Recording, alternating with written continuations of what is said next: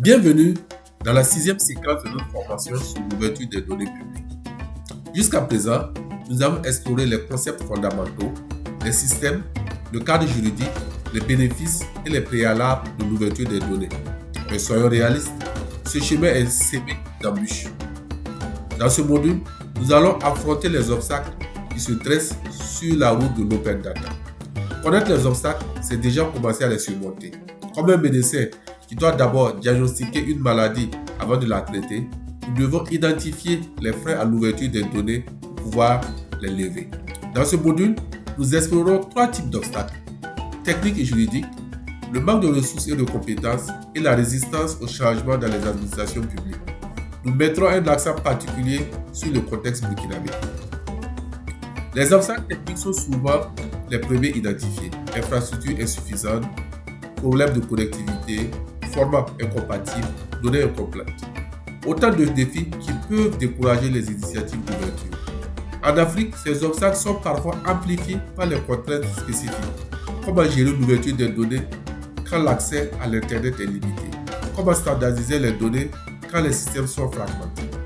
Les obstacles juridiques peuvent être tout aussi complexes. Lois obsolètes, réglementations contradictoires, absence de cadre spécifique pour l'open data, préoccupations concernant la protection des données personnelles. Au Burkina Faso, comme dans les autres pays d'Afrique, le cadre juridique évolue, mais les zones grises subsistent. Comment naviguer dans ce labyrinthe juridique? Comment trouver l'équilibre entre transparence et protection? Le manque de ressources et de compétences est souvent le talon d'Achille des projets d'open data. Budget limité, personnel insuffisant, compétences techniques rares. Comment faire plus avec le point? Les pays africains développent des approches innovantes pour surmonter ces contraintes. Formation ciblée, collaboration internationale, solutions open source. Nous explorerons ces stratégies et leur applicabilité dans d'autres contextes. Peut-être le plus subtil, mais le plus pertinent des obstacles, la résistance au changement. La culture du secret, la peur de la transparence, les habitudes établies. Autant de freins psychologiques et organisationnels. Cette résistance n'est pas irrationnelle, elle s'enracine dans les préoccupations légitimes.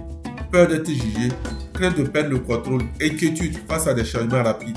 Comment transformer ces résistances en adhésion?